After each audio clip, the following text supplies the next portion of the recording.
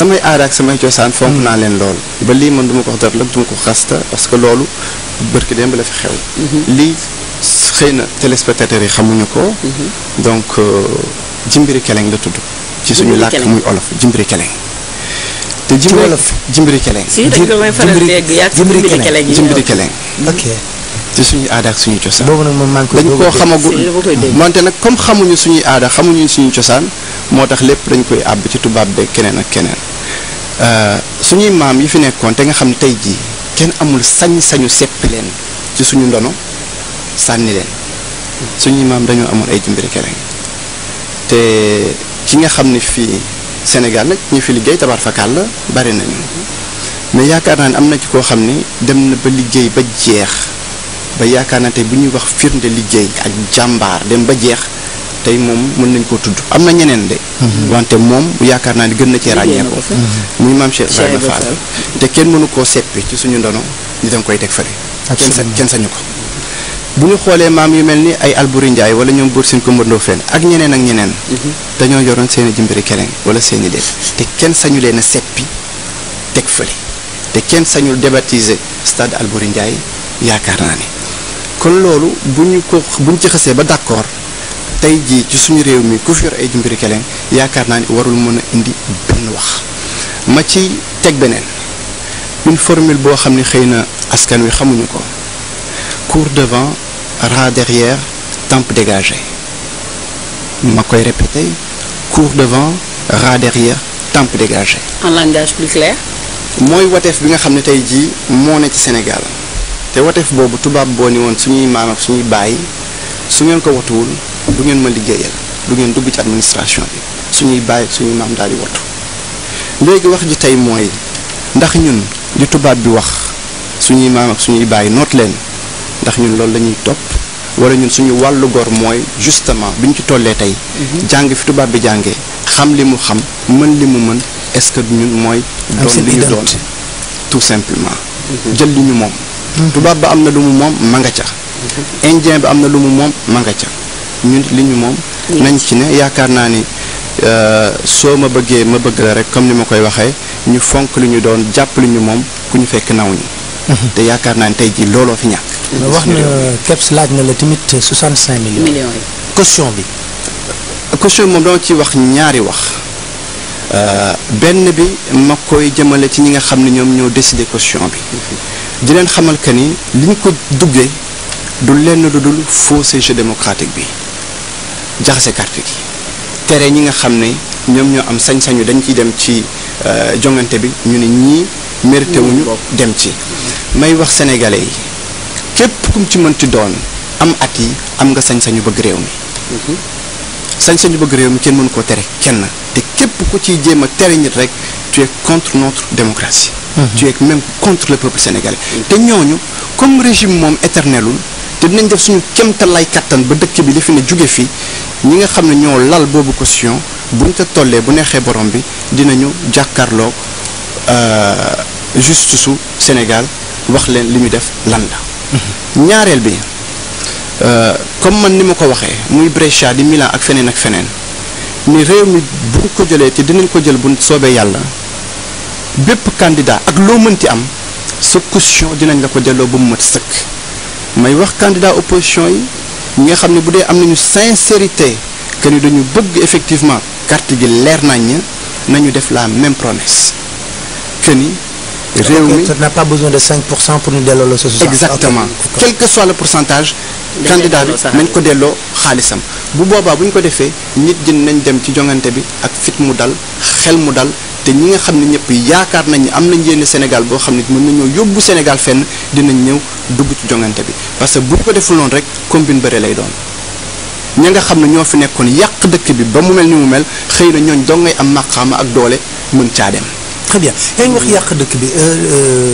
sa appréciation d'abord par rapport aux 12 ans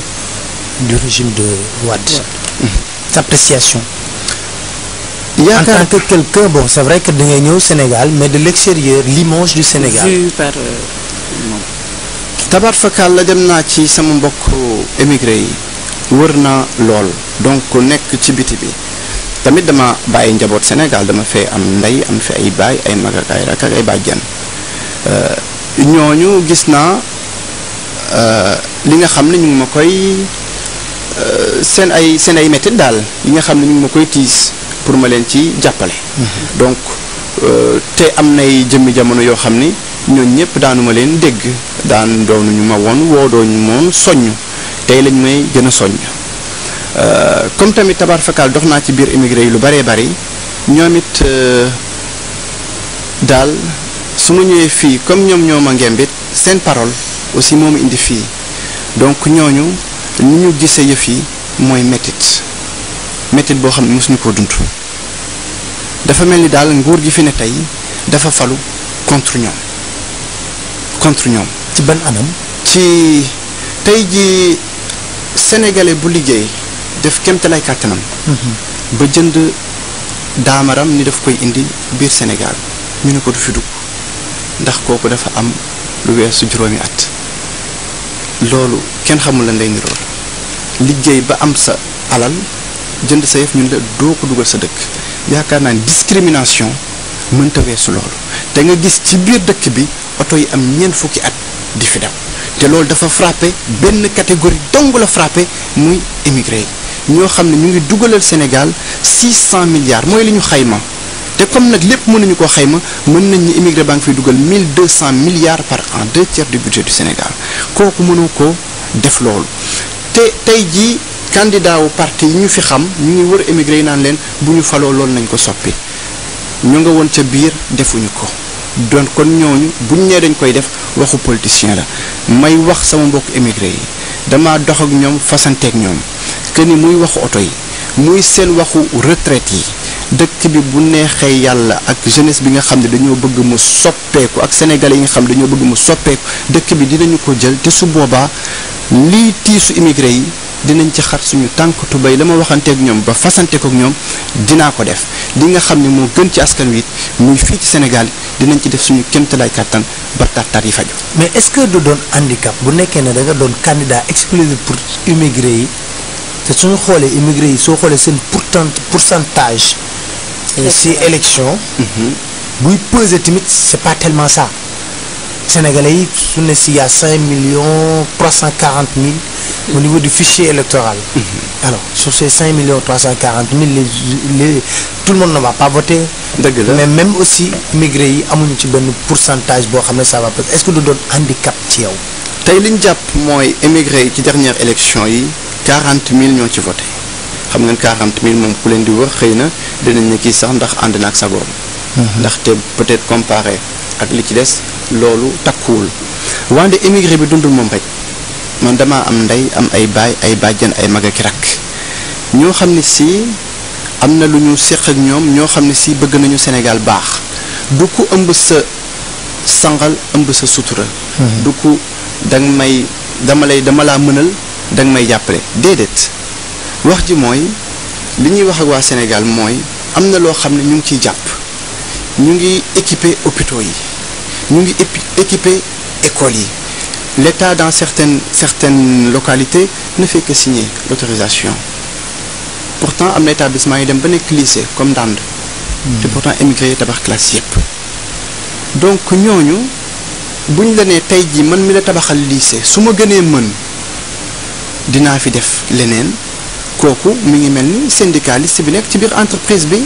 ñu am fa 4 leaders syndicaux ku nekk naan travailleurs yi sama syndicat dina la défendre ci lii ñun tey jii dañuy wax sénégalais yi di wax suñuy njaboot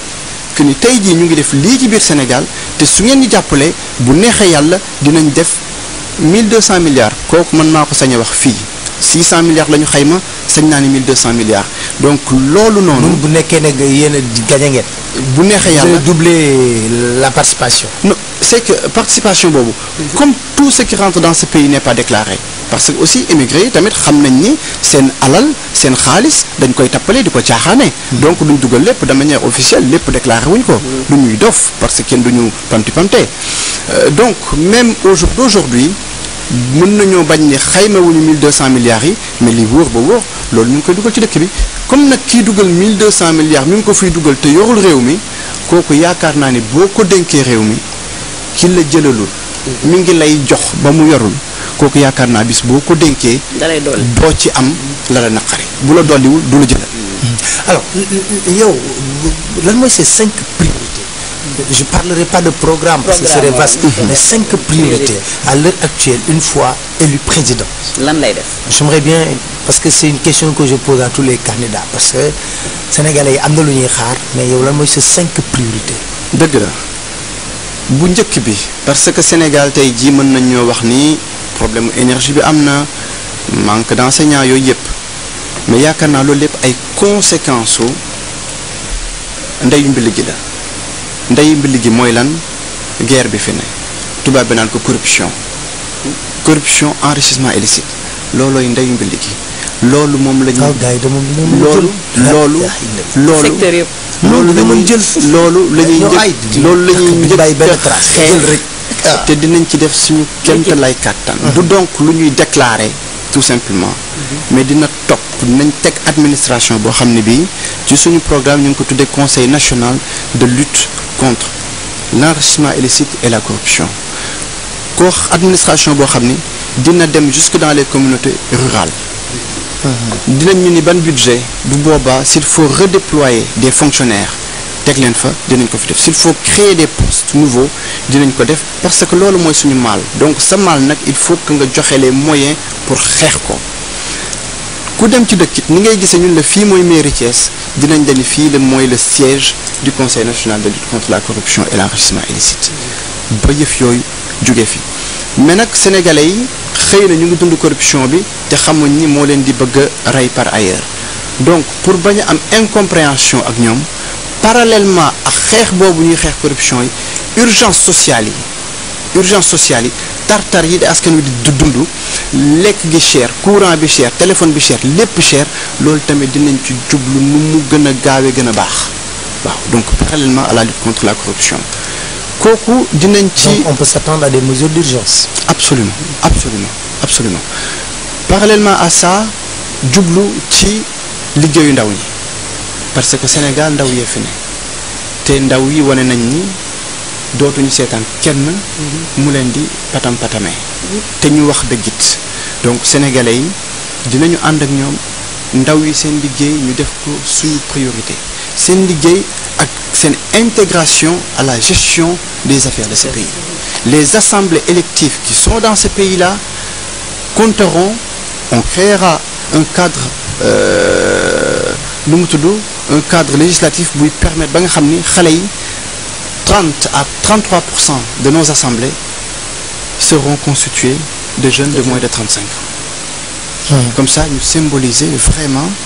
la population ñu nekk ci biir nekk ci yëf yi parce que àddina bi bu ñu ko xoolee muy Amérique ak feneen ay xale ko yor entreprise yi tey yi yor àddina bi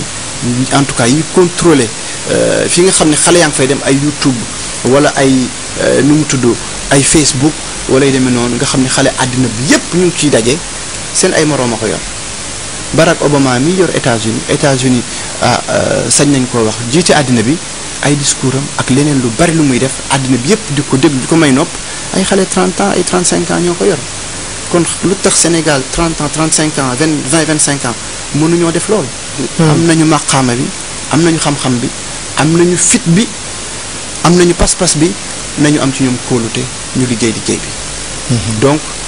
foofu lim naa ñett suñu mbokku baykat yi agriculture bi nga xam ni tey mën nañoo def toutes les démonstrations mën nañoo wax lu ñu neex ni dinañ ko defar wante mënuñu ko defar tant que produit d'importation yi liñ naan ceeb bi mi ngi dugg ci suñu biir réew mi mën nañoo def lu ne nag mais suñu mbay mënta dox tant que loolu mi ngi ci biir réew mi kon loolu tamit dinañ ci def suñu kémt lay kàttan ba nga xam ni suñu production céréalière locale ñooy doon priorité sénégalais créer conditions yi ba nga xam ni consommation bi dina facile donc production bi suñu mbokki baykat dinañ ko sawar a def te su boobaa dinañ ci am seen alal am ci seen sutura exode rural bi ak immigration bi su boobaa yaakaar naa ni dina wàññeeku te duñu soxla di culpabiliser yaay yi naan yaay yay jaay seen alal di yóbbu seeni doom ñuy dugg ci gaal gi wala di culpabiliser ma Samba ak ma Demba nañu jox nit ñi lu ñu suturloo su boobaa yaakaar naa lu bari dina faju beneen priorité donc lu ñu doon wax ndaw yi seen emploi tamit formation xale yi l'université l'école donc dellu si ci valeurs yi les valeurs fondamentales qui font un grand peuple dignité ngor jom fulla fayda dinañ def suñu kéemtalaay carte valeurs yi dem réew mi ndax tey jii dañoo tëral carte gi jaxase ko ba nga xam ni dañ naan sénégalais yëpp a yem may wax nag ni fii ba àddina tukki nit ñëpp yemuñu dëkk bi am nay gor ñoo xam ne am na lu ñuy bañ ñoo xam ne amuñu njëkk ñun nag suñu naataange réew immigré yi ak ñi nga xam dañoo bëgg Sénégal gii dox ñi ñuy wër mooy ñi amul njëkk pour ñu ànd liggéey suñu réew mi parce que gis nañ ay jeux d'alliance yu fas yéene am ci élection présidentielle yi fan nga ci situé wu yow kooku nag ñu ngi ma ci woo bi ma duggee Sénégal ba léegi alliance yi ñan précisément xëy na duñ ko wax fii journaliste yi tamit ñu ngi ma ciy interpellé avant sax may dugg Sénégal am na ñoo xam ne ñu ngi ma ci soññ may wax ni combine bëre la sénégalais yi bañ commune bëre cela veut dire combine bëre ànd manko lëngoo xool nan lañu jëlee réew mi soo koy jéem a jël doo ko jël ci nañu ànd jël réew mi déedéet nañu ànd ci kaw li ñu bëggal askan wi nañu ànd ci kaw li ñu yéene mim réew nañu ànd ci kaw doxal dëgg nañu ànd ci kaw jàppale xale yi jàppale jigéen ñi ci loolu kuñ ci bokkal gis-gis parce que nag Sénégal moo ñu ñor kon ak képp ku ñuy mënti waxal ak képp ku ñuy mënti demalit njëriñu Sénégal njëriñu askan wi mooy jiitu tant que ñu ngi dox loolu rek mën nañoo wax ak bépp doomu sénégalais lañu donc mënuñu ni xàjj ak seen même opposition bi ñuy wax man dama ni ñun dañ ni ñun solution bi lañu proposition yi lañu application lañu opposition jéemuñoo opposé woon teg benn sénégalais ànd liggéey réew mi looloo ñu yëkkati mais nit ki booy ànd ak moom day fekk ngeen bokki jikko day fekk ngeen bokki gis-gis te aussi day fekk tamit ki nga bëgg a àndal ay loxoom takkul wala buy loxoom taqee ci yëf yi parce que ñun suñuy loxo takkul mosuñoo dugg mosuñoo génn kenn mosuñoo gis fenn tabar fakal la. da ngay d'accord ak man aussi qu'il y a des considérations très profondes au Sénégal. yoo xam ne au Sénégal advienne que pourra. jeu d'alliance rek. moo la ciy génn moo mën a tax nit accéder au pouvoir. li am solo mooy booy def alliance bi. na ko Sénégal lal. li am solo moo di booy def alliance bi na leer Sénégal yi seede ko. ku nekk xam. fi ngeen jëm. ak lu leen tax a ànd. voilà loolu yaakaar naa ni wax naa ko ci njëlbeen nga. ni képp ku ñuy àndal. bokk jikko bokk gis-gis bokk yéene ci réew mi. wante tamit sañ naa wax ni jeu d'alliance yi sénégalais yi ci biir programme yi. bu ñu dégloo programme yi. yaakaar naa ni déglu candidat yi xëy na lu ne mën na fee xew xëy na mën nañoo bañ yegg ci jeu d'alliance Damel Maysa Fall mën na leen a saf mook suñu naataange gi mu àndal sénégalais yi nit ñii la deuxième tour sax duñ fa yegg bu neexee yàlla. mais Damel naa xamal leen nag Sénégal dafa am ay considérations sociologiques profondes du ma la ko wax. dëgg la xam nga ko parce que bindkat nga liir naa pratiquement xam nga ci dara. ci téere yi nga bind. parce que seq nañ ci waxtaan une fois si sa téere yi nga bind. mais Damel am na ay considérations yoo xam ne pour nga bouger loo ko. très rapidement. tey métti par exemple un candidat mënut a def comme Yayi Boni au Sénégal. ça sera très difficile. jóge fii am une plateforme bu taxaw nga tegu ci dem day jafe. mais lu yomb de toute façon mënta jur njëriñ lu jafe mooy lan loo xam ni lu wóor la mais yaakaar naa ni tey jii sénégalais yi jeunesse bi. toll nañu ci maturité boo xam ne lu bari mën na fay xew daal. lu bari mën na fay xew loolu tamit yaakaar naa ni suñu mbokk journaliste yi. war nañ cee mën a jàppit. wax ak nit ñi que ni Sénégal ci biir àdduna bi daal la ne te biir àdduna bi am na lu fiy xew loo xam ne si ay mois wa ngi ni kenn xalaatu ko li xew Égypte kan moo ko xalaatoon xëy na service secret américain yi nga xam ne ñoom ñoo nekk suñu continent yi lu fi nekk ñoom ñoo ko xam xëy na ñoom xalaatoon nañ ko donc li xew ay Égypte ak feneen fii nii ci suñu réew mi mën na fee xew de manière démocratique il faut juste rek ñëpp ñi nga xam ne dañoo bëgg réew mi am lu mu leen jaral ñu wax dans le même sens aborder dans le sens des possibles et pas de l'impossible. mais on est à 5 mois de l'élection présidentielle. dëgg la ban dispositif nga teg parce que Sénégal yamul ci extérieur. te ñoom commencé nañ bu yàgg quoi. te gars yi nag ñoom commencé def naa fi mu fu ne ñu ngi koy dugg daal. ñu ngi ci dernier virage bi fi mu nekk nii ñoom c'est pourquoi je me posais c'est important parce que une élection au Sénégal se gagne grâce à un appareil aussi. dëgg la ça veut dire que si ce n'est même pas l'appareil politique financier du parti au pouvoir, les autres partis yoo xam ne ñoom appareil am benn truc c'est important. wante ñooñu am nañu appareil wante fi ñu toll doxaguma ba dégg nit ni kii la ci ñoom loolu moo ci xaw a yéem départ nañ bu yàgg ci émigré yi ma dem amul kenn koo xam ne jàkkaarloo naa ak yow te nit ñi jënduma leen moom ma leen Sénégal fii maa ngi fiy def samay réunion publique nit ñi jënduma leen moom ma leen te amul kenn ku ma ci ni ñii gis nañ leen ku nekk daf ma ne xamuñu woon jusqu'à présent fu ñuy teg suñ tànk donc gars yi départ bi lan lay jëriñ ñun nag comme dañoo ñëw ni rupture la ñu wax te rupture bi mooy tamit bañ a ànd ak gars yi campagne ay centaines de millions parce que mënoo ne ci réew mi ne askan wi dafa sonn jël ay centaines de millions fas yéene ko campagne donc li nga xam ne technologie bi may nañu ko tey jii lépp dinañ ko utiliser bépp outil bu nekk muy internet rek dinañ ko utiliser. mais loolu fii la yem Dakar Dakar la yem wande loolu dañ ci yokk ni téléphone bi tey yaakaar naa ne am na candidat boo xam ne 2000 bu dee gars yi siifuñu ab yalwaanam c'est parce que téléphone bi def na ci lu bari tey ji yaakaar naa ne téléphone bi ñun immigré mën nañoo liggéeyal lu bari ndaxte bis bu ne ñu ngi ci téléphone yi ñu nag suñuy mbokk te ci biir Sénégal gi ñi nga xam ne ñu ngi fiy jàppale ñi nga xam ne suñu programme doy na leen lutte contre cette corruption là répondre aux urgences sociales régler problème mu Casamance bi nu mu gën a gaawee gën a baax farlu ci yaakaar naa ni ñi nga xam ne suñu programme dinañ leen saf ñoom it. Casamance c'est compliqué wala régler ko noo ku nekk essayé na ko de te ba léegi. bon même mon ami 100 jours la waxoon mais bon. 100 jours mu réglé ko ça fait 12 ans Abdou Diouf bàyyi na ko fii.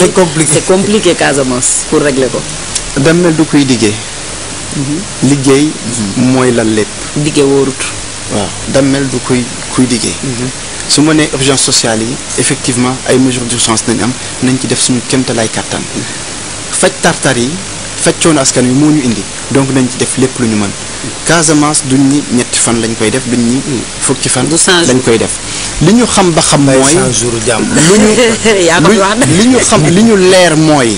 suñu kéemtalaay kàttan dinañ ko ci def te bu nécessité ñu élargir approfondir décentralisation bi ba jox une autonomie plus grande à la Casamance dinañ ko def Casamance nag Sénégal la bokk mais lépp li nga xam ni dina tax jàmm am diggante Casamance seen Sénégal dinañ ko def ñun dañu dund yeneen réew am yeneen expérience donc tey jii ci ñun ñuy dund Espagne xam nañ ni le Pays basque espagnol xam nañ ni Barcelone dëkk yooyu yëpp am nañ une autonomie élargie par rapport au pouvoir central de Madrid et Italie tamit am na fa ay territoire autonome kon loolu ñu gis ko muy dox ci yeneen dëkk war naa mën a dox ci suñu dëkk ñun ñëpp yi sénégalais lañu. mais l'intégrité territoriale reste. mais kooku kenn discuté wu ko. Casamance ci Sénégal la bokk kenn discuté wu ko mais question yi nga xam ne ñooy tax yenn frustration yi di am di cristalliser yenn rancœurs yi ñu dox ko wax ko ay question foncière la ñu dox ko wax ko les différents acteurs il y a la question du désenclavement de la Casamance dégg naa am na ñaari bateau yu convention yu ñu signé coréens yi ñun suñu programme en tout cas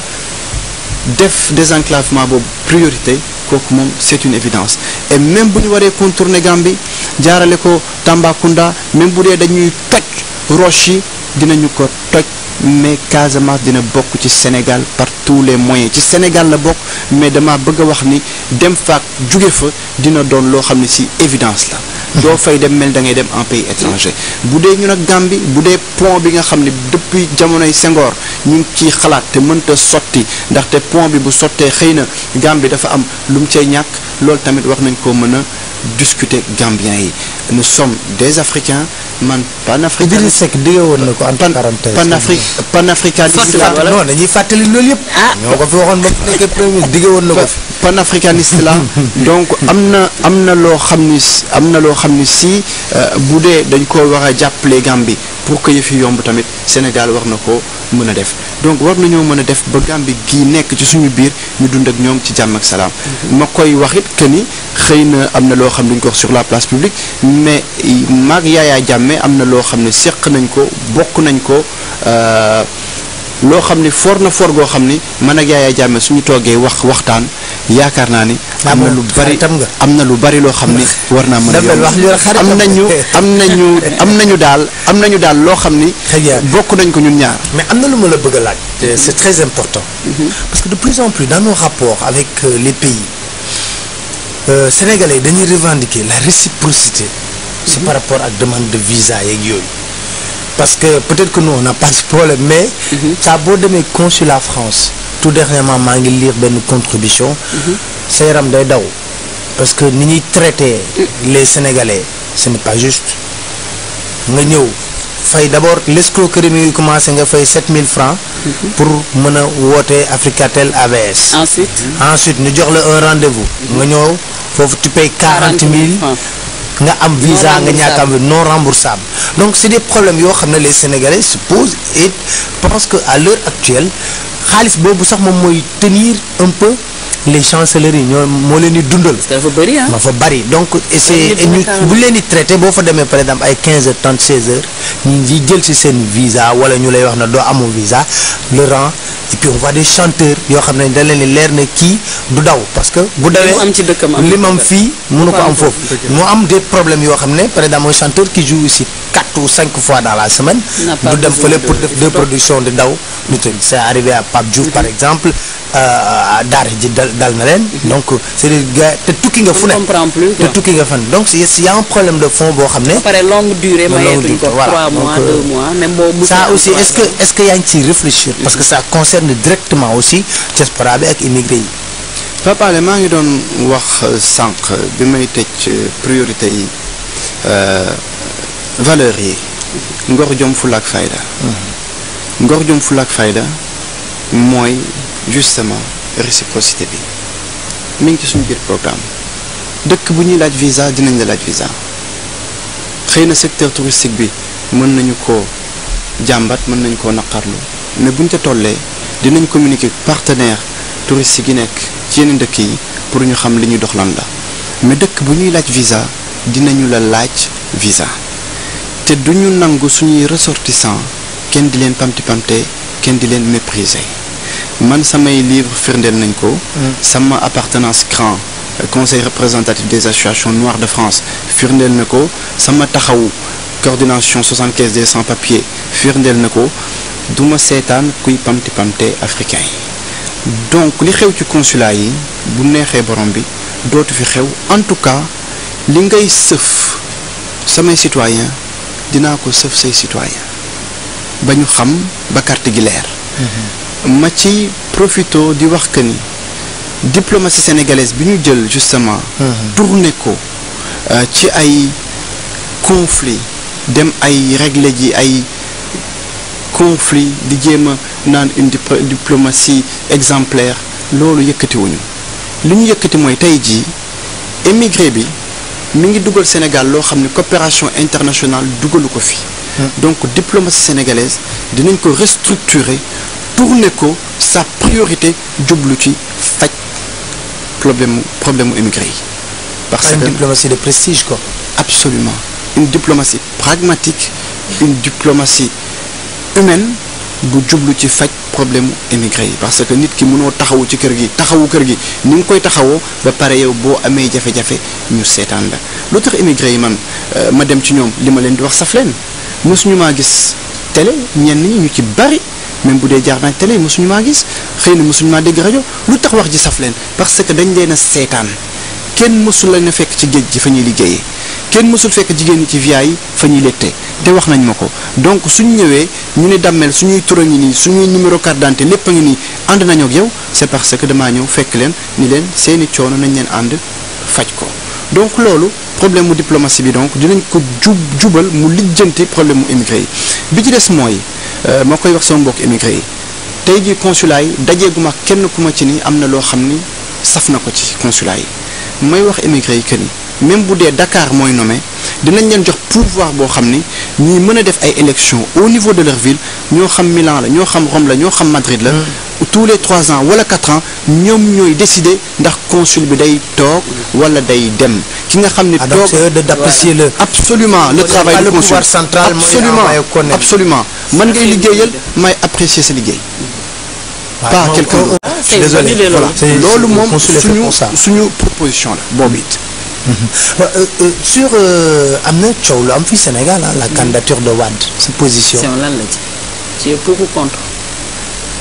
du ma ni Damel Meïssa Fall est pour ou contre Damel Meïssa Fall est avec le peuple sénégalais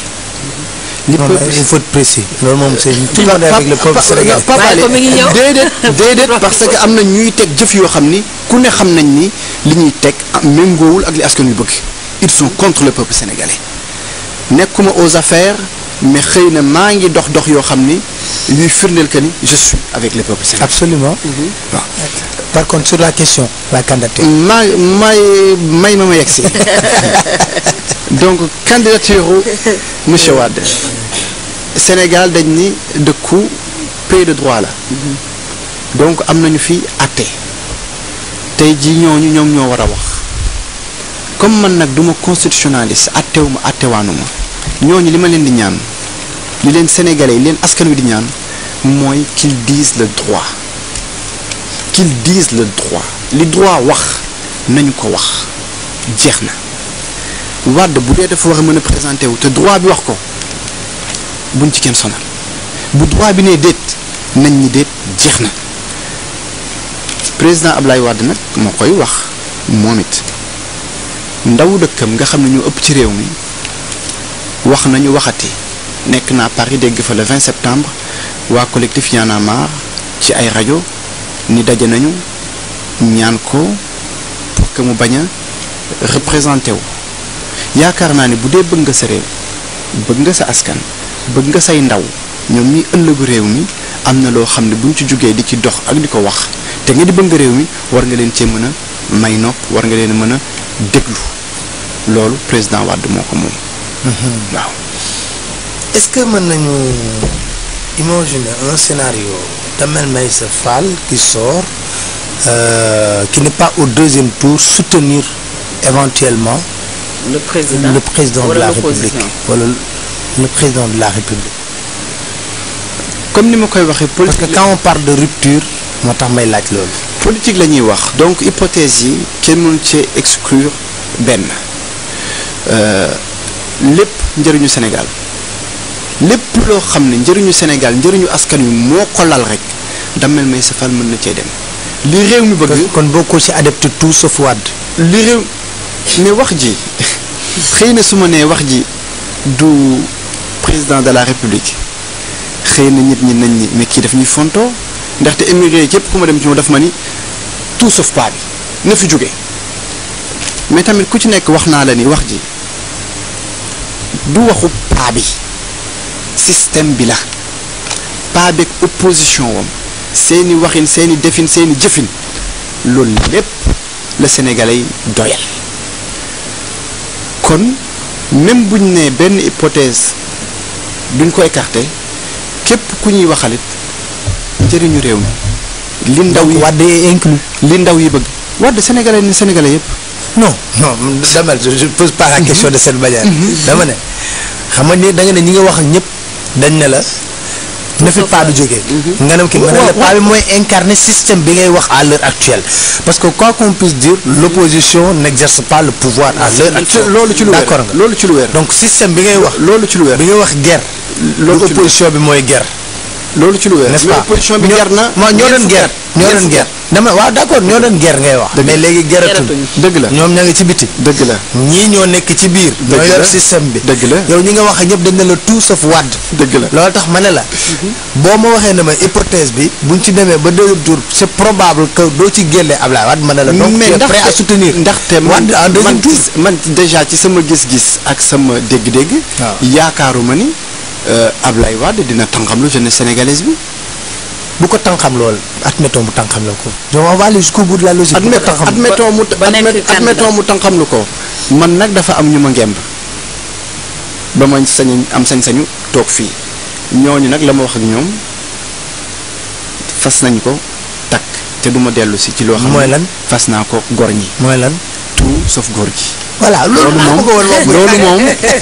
mais nag non c'est que wax ji bu ñu ko waxee noonu. duñ ko waxee noonu c'est le système wax ji bu ñu ko waxee noonu day yomb lool wax ji bu ñu ko waxee noonu day yomb lool il faut que sénégalais yi xam ni. c'est un problème de système au-delà du président de la République c'est tout on doit se débarrasser d'un système. Au-delà d'un système on doit se débarrasser de toute une classe politique. Voilà. Tout le personnel politique. bëggatoo di les choses telles doyal nañ ci ndaw ñi doyal nañ ci ñi bëgg réew mi doyal nañ ci émigré yi doyal nañ ci ngir yàlla war a sóoli nañ dem. nañ dem léegi mu am beneen génération politique bu ñëw suñu génération war nañ mën jël réew mi c'est normal non. Cameroun parce que vous